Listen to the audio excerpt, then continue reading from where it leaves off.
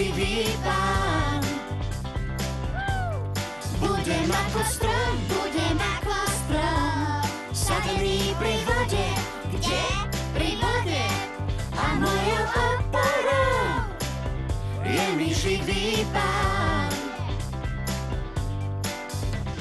A keď príde des, ja neutečiem preč.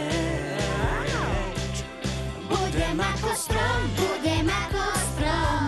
sadený pri vode. Kde? Pri vode. A mojou oporou je mi živý Pán.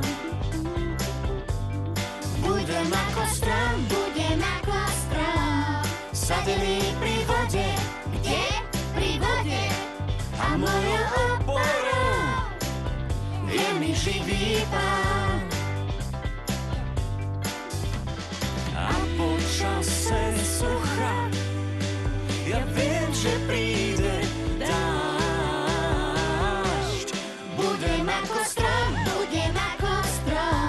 sadený pri vode. Kde? Pri vode. A mojou oporou je mi živý Pán. Budem ako strom, sadený pri vode. Kde? Pri vode. A mojou oporou je mi živý Pán.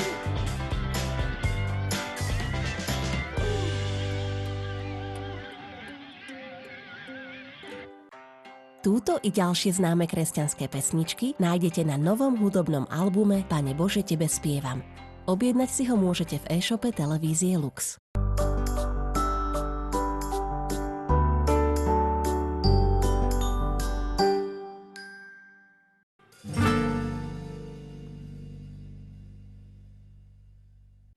Čo urobíte, keď stretnete v lese medveďa?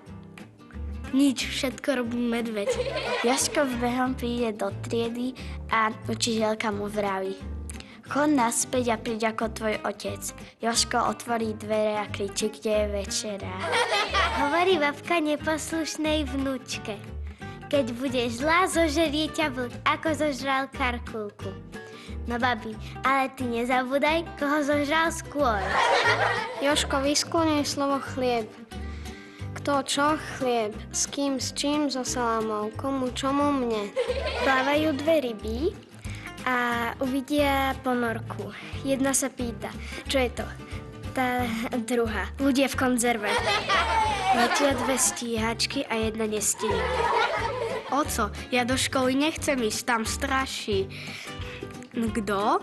Matikárka a angličtinárka so písomkami. Idú dve horory a jeden nehorí.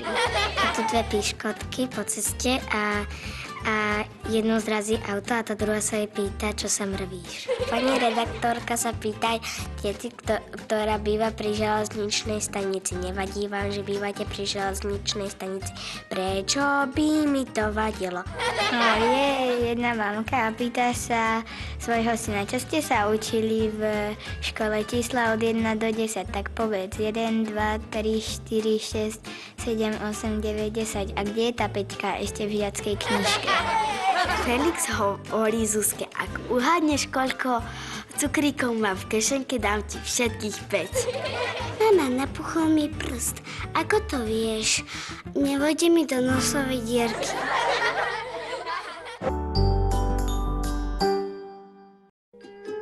Túto krásnu